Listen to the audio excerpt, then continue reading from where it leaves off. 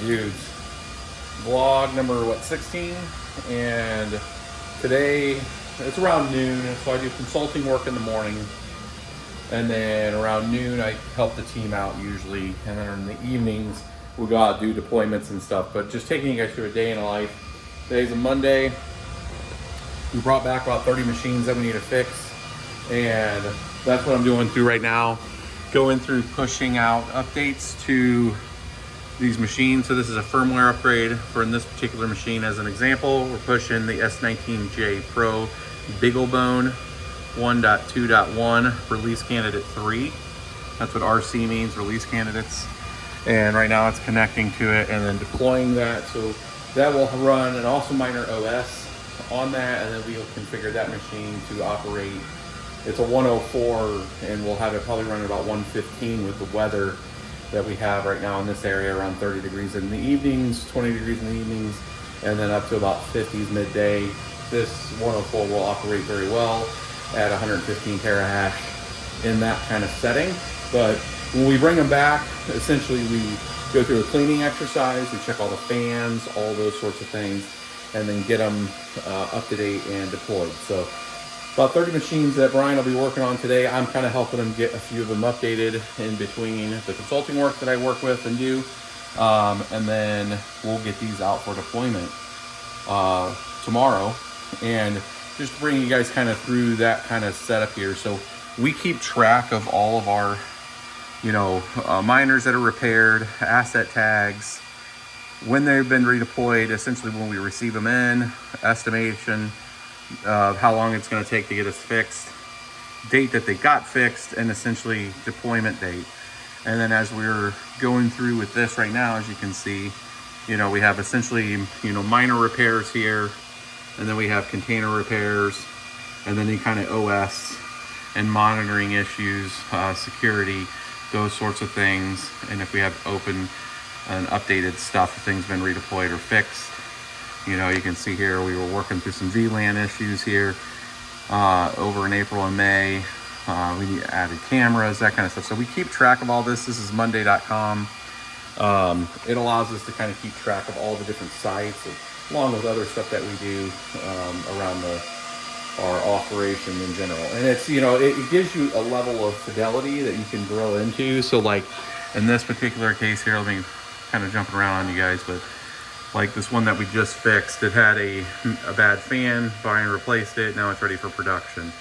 So essentially it gives us the detail, if something needs to be clean, or if it, whatever the particular issue. If I kind of scroll up here and see some of this, when Samantha was helping us here, before she moved on, she was handling a lot of this stuff. If we had, various issues that you can run into when you're operating a farm, and especially with like curtailments and stuff, we have scripts that shut down the miners, stop the mining process, and sometimes those scripts don't kick back off.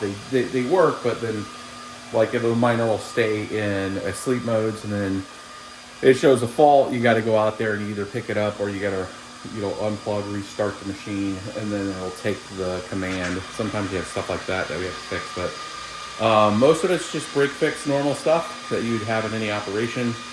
With these Bitcoin miners in general, if you're watching this and you don't have or operate Bitcoin mining, essentially there's just 4 components to it.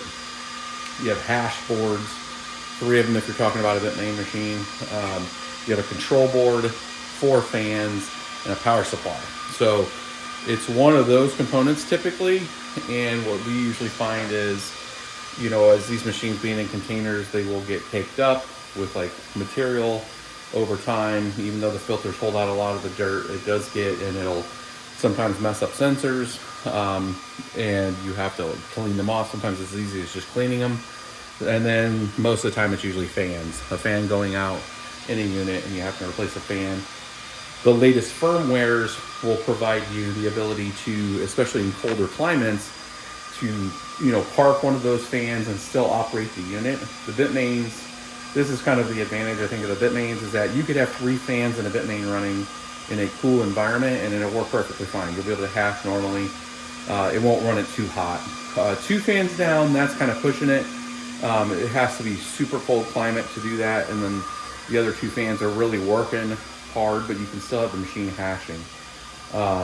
You can also turn down, maybe shut off one board, where in the stock firmware you can't do that. So the stock firmware sees one of the hash boards down, you're done. It's dead in the water.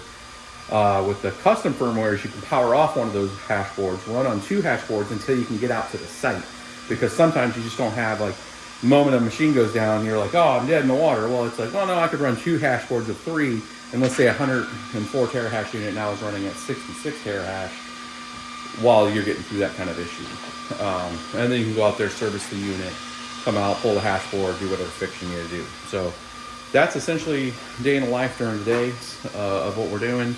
And what my team here at BBT does, servicing the rigs, and I just kind of make sure that everybody's got what they need and the processes, that people know what the processes are and all that kind of fun stuff. So let's cut over to getting this done, and then we'll show you guys a couple more things throughout today. So it's been a nice full day of getting machines fixed, and here we're testing some lower numbers just to see from an efficiency standpoint.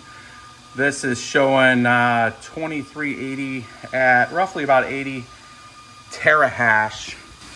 And if we come out here and look at this machine, again, this is a 96 terahash unit.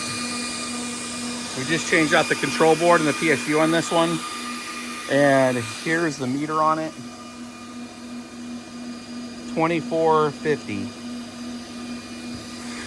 So if you look at the about 80 terahash unit, 96 terahash unit running at about 80 terahash for 2400 watts, roughly. I mean, the power is saying that it's at 2380, but we'll see. But it runs way less on your RPMs, on your fans.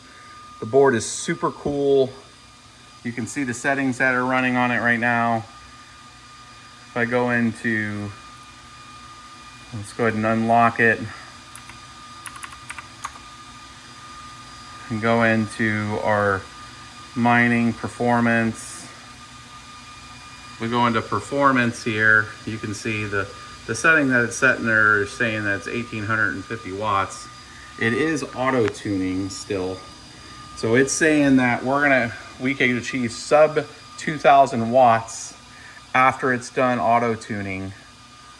That's the test. So that's what we're going to be working through right now, is to see if I can be sub 2000 watts for 76 terahash on average on this unit. And that gets you a really good low profile.